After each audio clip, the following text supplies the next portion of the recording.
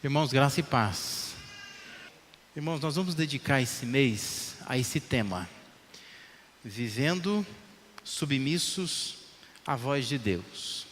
E eu quero te convidar a abrir a sua Bíblia no livro de Jonas. Vai encontrando aí o livro de Jonas, tá bom? Se você tiver dificuldade de achar Jonas, eu vou te ajudar. Está perto de Obadias e de Miqueias. Ajudou? Vai encontrando aí, né? Mas vai encontrando o livro de Jonas. Eu quero lançar a mão deste livro para que a gente possa, durante este mês, pensar neste tema: vivendo submissos à voz de Deus. Se você não conhece muito sobre a história de Jonas, não se preocupe também, é só vir todo domingo. Porque todo domingo, ou de manhã ou à noite, nós vamos falar sobre Jonas, esses 4 capítulos desse livro pequeno aí do Antigo Testamento. Todos nós sabemos que o ser humano, ele tem uma sede de independência. E Jonas é o retrato disto, o retrato da independência. A gente quer, como Jonas queria, tomar as nossas decisões e fazer as coisas livres de qualquer influência. Não é? A gente quer ser dono do nosso nariz, como a gente diz. Todos nós queremos decidir os nossos próprios rumos. Todos nós queremos fazer nossas próprias regras, até definir o nosso destino. Nós temos essa tendência como seres humanos, e Jonas também tinha. Aí nós nos deparamos com Deus no nosso caminho. E Deus diz, eu quero que você leia comigo esse provérbio aqui, provérbio 19, 21. Olha o que Deus diz, leia comigo. Muitos são os planos no coração do homem, mas o que prevalece é o propósito do Senhor. Amém? Eu quero usar esse exemplo de Jonas, mas eu gostaria que você memorizasse essas poucas linhas de Provérbios 19, 21. Esse é o versículo que eu gosto de chamar de porta de geladeira, sabe? Aquele versículo que você pode escrever à mão mesmo e colar num ímã de geladeira e ficar olhando para ele todo dia. Muitos são os planos no coração do homem, mas o que prevalece é o propósito do Senhor. Por isso que é bom aprender a ser submisso à voz de Deus. Aprender a ouvir e a obedecer a Deus. Porque o que prevalece é o propósito de Deus. Não são os nossos planos. Então, se você não acostuma a ouvir Deus, e se você não aprende a ser submisso a essa voz de Deus, você não está atendendo a algo que prevalece na vida.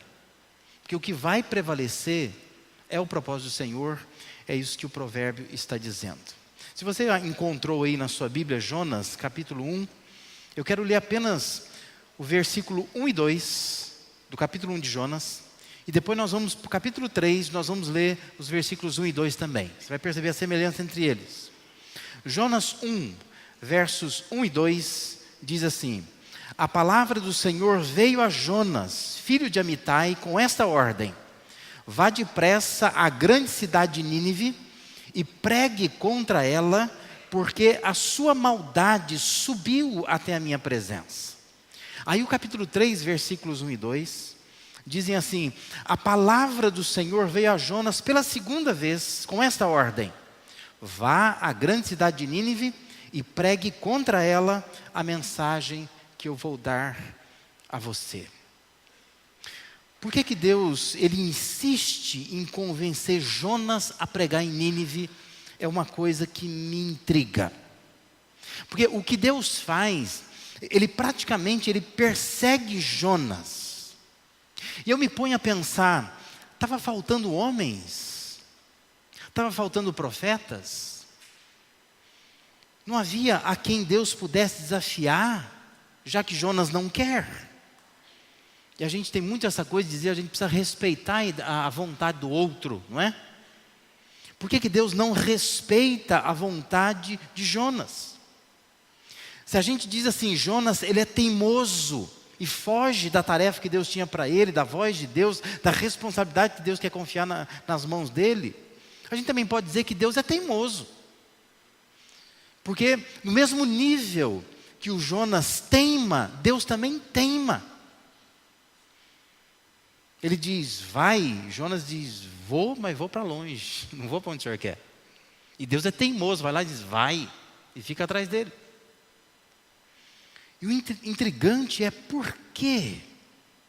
Por que Deus quer Jonas e não outro para realizar essa tarefa? Lembrando do meu pai que faleceu, né? O meu pai olharia para isso e ele ia dizer assim, ó, por que Deus estava cismado com Jonas, né? Deus cismou com ele. Deus botou os olhos em Jonas e falou, eu quero Jonas. Mas por quê? Não tinha outra pessoa? Eu não sei se você já se sentiu assim.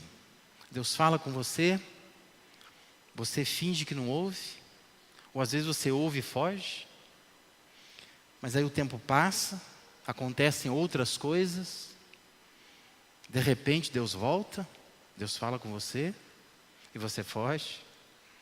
Aí passa o tempo, você acha que Deus esqueceu daquilo, aí de repente, um belo dia, às vezes num culto, numa leitura bíblica, lendo um livro, Deus fala com você de novo, você fica pensando, por quê? Por que Deus é teimoso assim? Por que Deus fica correndo atrás de mim toda hora? E aí de novo, olha para essas palavras. Muitos são os planos do coração do homem, mas o que prevalece é o propósito do Senhor. Eu queria que você, pensando nesse provérbio e pensando nessa história de Jonas, que como eu disse, ao longo desse mês, a gente pode se aprofundar um pouco mais nela. Eu queria que a gente pensasse, por que dar ouvidos à voz de Deus? Por que isso é importante? A gente sabe que Deus fala, sabe que Deus tem falado, mas qual é a importância da gente dar ouvidos a essa voz de Deus? Em primeiro lugar, é porque Deus quer dar a nós uma segunda chance, como Deus queria dar a Jonas uma segunda chance. Tudo que Deus faz com Jonas é uma tentativa de ensinar, de ajudar Jonas a obedecer. Jonas, vem cá. Sabe quando a gente faz com criança? Você fala para a criança, não faz. Você vai lá e pega e fala assim, vem aqui, fica aqui, senta aqui, brinca aqui, né? E quando nós fazemos isso, nós queremos dar a essa criança uma outra chance, que nós estamos ensinando essa pessoa obediência. E Deus está fazendo isto com Jonas. Eu quero você, e eu quero você, porque eu quero te dar uma chance de você aprender a obedecer. É isso. Isso vai acontecer comigo e com você. Você pode fugir hoje. Você pode fingir de conta que não houve nada hoje, que não está acontecendo nada hoje. Mas amanhã, Deus vai falar com você de novo. Porque Deus vai te dar uma chance de rever isto, de pensar novamente sobre isso, e de quem sabe obedecer o que Ele quer. Deus está sempre nos dando uma segunda chance. E essa insistente voz de Deus falando com Jonas é um sinal do amor benevolente de Deus. Um Deus bom que quer ajudar os seus filhos a obedecer. Porque antes de você decidir que você seria filho de Deus, Deus já havia decidido que seria o seu Deus. Amém? E Deus é bom, é benevolente. E Deus está te ajudando a obedecê-lo. Por isso que Deus insiste. Porque Ele sabe que muitos são os planos do coração do homem. Mas o que vai prevalecer é o propósito dEle. E Ele vai então nos dar chances de obediência. E vai falar conosco uma vez, e mais uma vez, e mais uma vez. Às vezes pode passar anos. Você acha assim que Deus já esqueceu desse negócio. Mas de repente Deus vai lá e fala com você de novo. E você sabe o que é. Talvez nesse momento você saiba do que se trata. Eu não sei. A pessoa que está sentada do lado de você não sabe. Quem está atrás de você não sabe. Talvez seu marido não saiba. Sua esposa não saiba. Seus filhos não têm ideia. Mas você sabe. Que Deus fala e fala com você. E você está aí pensando assim, mas de novo? Outra vez? É porque Deus quer te dar mais uma chance de obedecer. E talvez seria bom você começar a pensar nisso nessa noite. Talvez nessa noite dizer, Deus, eu vou te obedecer. É melhor obedecer essa voz. Porque Deus quer dar sempre essa chance para que nós possamos obedecer o que Ele tem a nos dizer. Muitos são os planos que você está fazendo no seu coração.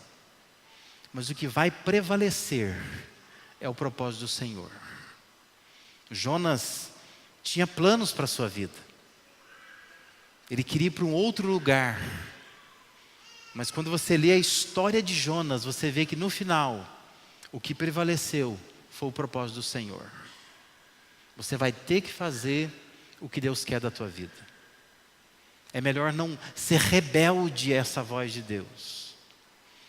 Como Deus fala ao povo lá no Êxodo, repetido, reproduzido no livro de Hebreus. Se hoje você ouvir a voz de Deus, não endureça o seu coração. Dá atenção a essa voz. Porque é mais uma chance que Ele está te dando de você obedecer. Que você tem muita coisa no coração. Você tem projetos, planos. Mas o que vai prevalecer é o propósito do Senhor. Em segundo lugar, é bom a gente dar ouvidos à voz de Deus, porque Deus quer reconhecer o nosso valor. Deus reconhece a utilidade de uma pessoa, porque Ele traça planos para a pessoa. Eu sei que nesse nosso meio de igreja, nós nos acostumamos a dizer assim, ninguém substituível. Né? A gente gosta de ser durão muitas vezes. Então quando vem aquele irmão, aquela irmã diz assim, olha, eu não vou mais cuidar, sei lá, da escola bíblica, por exemplo. Não quero mais ficar no berçário das crianças. Você diz assim, vai. Pode ir, porque aqui ninguém é insubstituível. Vai ter outra pessoa. Se o pastor dissesse assim, estou indo embora dessa igreja, estou chateado com os irmãos. Vai, pastor.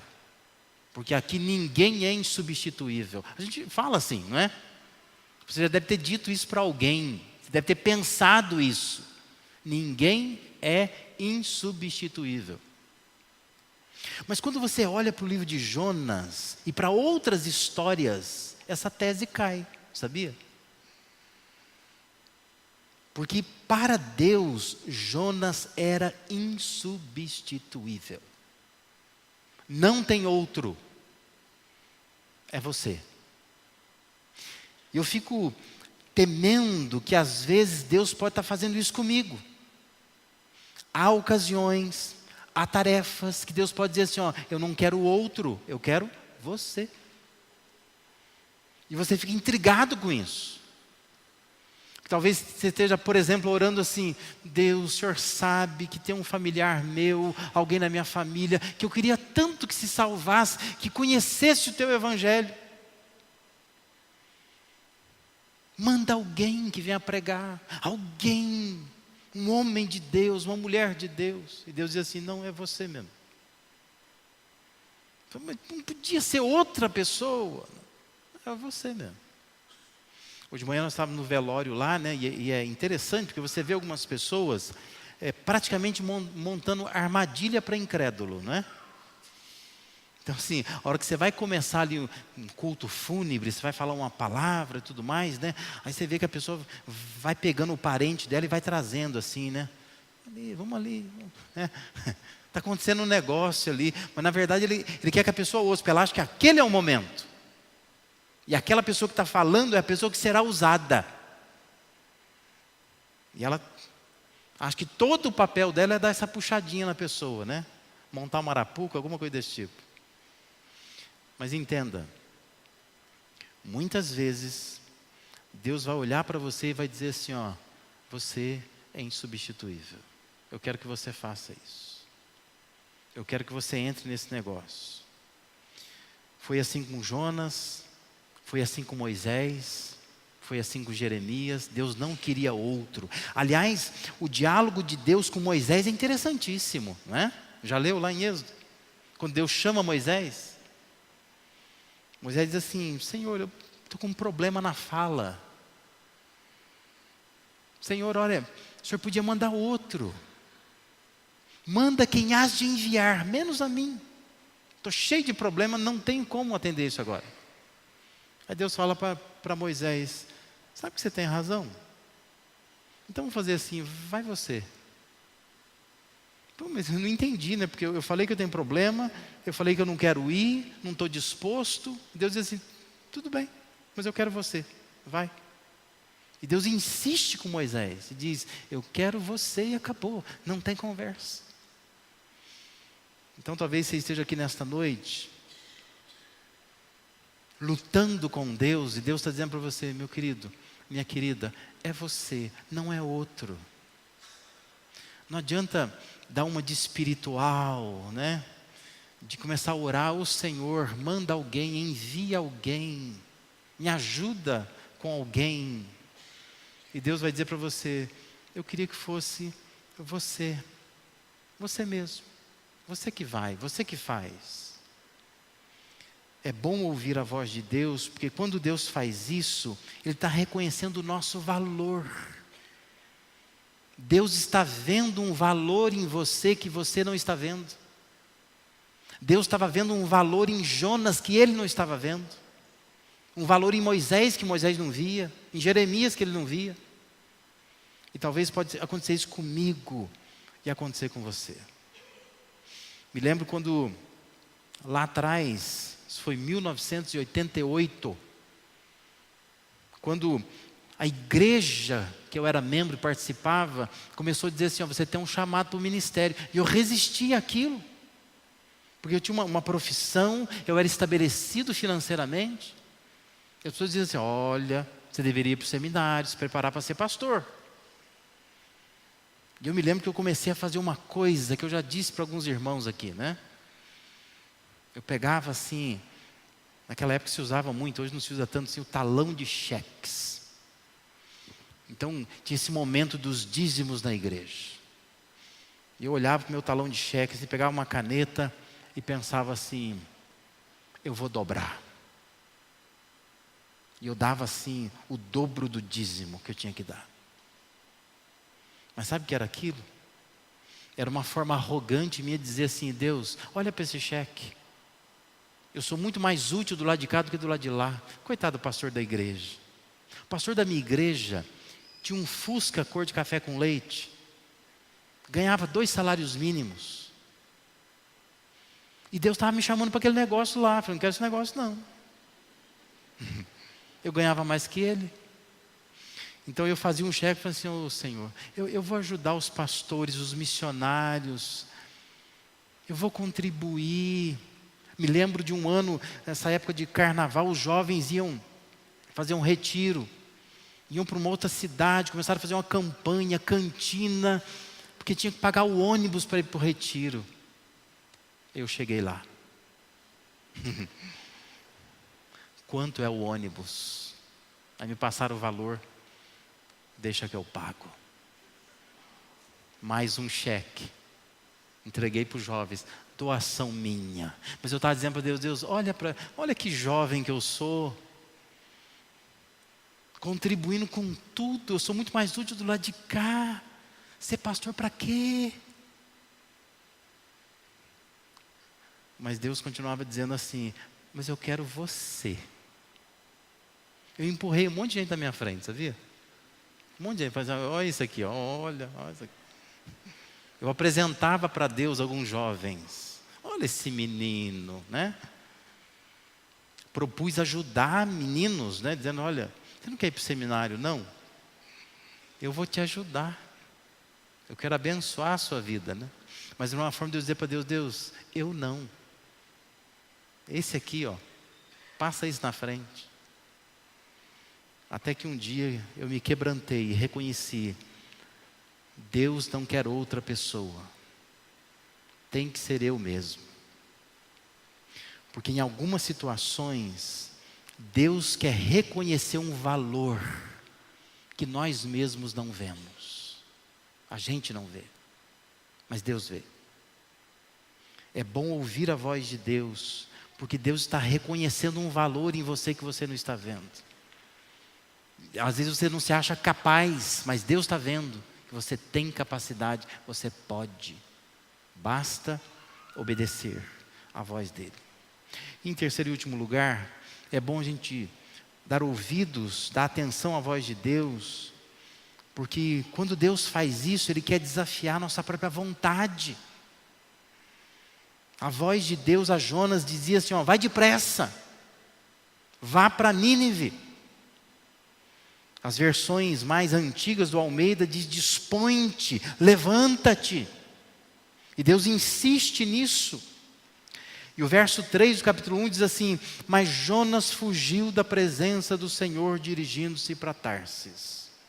Deus disse para ele, vai para lá. Ele diz, eu estou disposto, mas eu estou disposto a ir para cá, né? Ele vai para outra direção. Porque ele vai fugir da presença de Deus. Mas o fato é que internamente, Jonas não queria ir. Ele não queria. Para Nínive, não. Podia ir para qualquer lugar, mas para Nínive, não. E por que não? Porque tinha uma coisa dentro dele. Há muita especulação do porquê que Jonas não queria ir para Nínive. Dizem que Jonas viu a família dele ser morta pelos ninivitas, que eram cruéis. Mas tudo isso é especulação, a gente não sabe ao certo. O que nós sabemos é que Nínive era da Assíria, não é da Síria, é da Assíria, não vai confundir. E os assírios, eles eram conhecidos por ser um povo muito cruel nas guerras. Historiadores dizem que quando eles tomavam uma cidade, eles pegavam as crianças e jogavam para cima, e os soldados ficavam com a lança embaixo. Isso era notório, todo mundo via a crueldade deles. Eles matavam crianças. E lembra que o Jonas é um judeu. E Nínive não tem nada a ver com o povo judeu. Por isso que essa ideia que nós temos de que graça só tem no Novo Testamento é uma ideia falsa, mentirosa. Jonas é um livro que mostra a graça de Deus no Antigo Testamento. Deus está olhando para um povo cruel, povo não judeu, lá da Síria. E Deus está dizendo, eu quero que você pregue contra aquele povo. E Jonas está dizendo, não quero ir lá, porque é um povo cruel, é um povo terrível, inimigo do nosso povo. Mas Deus diz, você precisa ir, porque não é a tua vontade, é a minha vontade. Que lembra, muitos são os planos no coração do homem, mas o que prevalece é o propósito do Senhor. E Deus queria trabalhar algumas coisas dentro do coração de Jonas. Não tem nada que olhar para o povo, rejeitar o povo, fazer uma interpretação do povo. Quem faz isso é o Senhor, é o propósito dele. Mas Deus estava dizendo, você não tem vontade de ir para lá, mas eu quero que você vá para lá. Mesmo não tendo vontade. É um desafio ao coração a inclinação, a vontade, o pensamento de Jonas. Deus quer trabalhar naquelas coisas mais escondidas do seu coração. Aquelas coisas que ninguém mexe, que ninguém toca, para que o propósito dele prevaleça. Ele quer mexer lá. Aquilo que te faz não obedecê-lo. Aquilo que ninguém está vendo, mas Deus sabe. E Deus muitas vezes diz: olha, ouve a minha voz. Porque se eu estou falando é porque eu sei o que está dentro de você. As lutas que você tem lá dentro, que ninguém está vendo, ninguém está percebendo. Mas você tem. E Deus tem falado já com você sobre isso. Porque Deus quer tratar isto lá dentro de você. Quebrantar você. Mudar você. Talvez te fazer desapegar o dinheiro. Talvez te fazer repensar algumas coisas. Talvez saber lidar com relacionamentos que você não sabe. Mas Deus quer tratar de coisas que estão dentro do seu coração. Por isso que Deus fica insistindo. Deus está cismado com você, falando com você. Vai para onde eu quero, faça o que eu quero, não resista.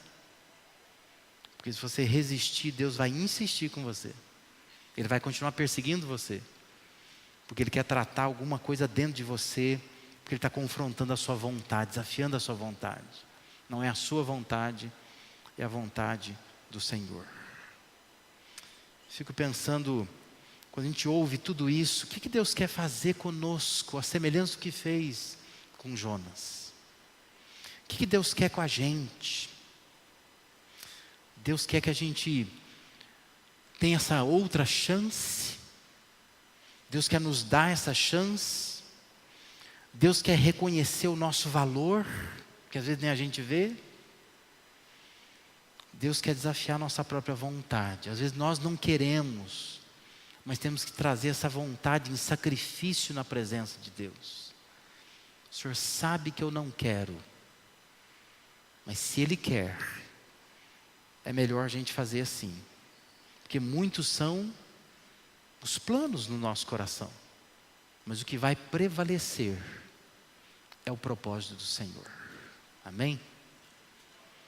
Vamos cantar uma música? Permita que Deus continue falando ao seu coração. Talvez tenha que fazer da música uma oração de dedicação a Deus, de permissão de que Deus possa sondar o teu coração de fato. E que você possa nesta noite dar ouvidos a essa voz de Deus e se submeter a essa voz de Deus. Vamos ficar de pé? Vamos cantar, fazer desse cântico a nossa oração.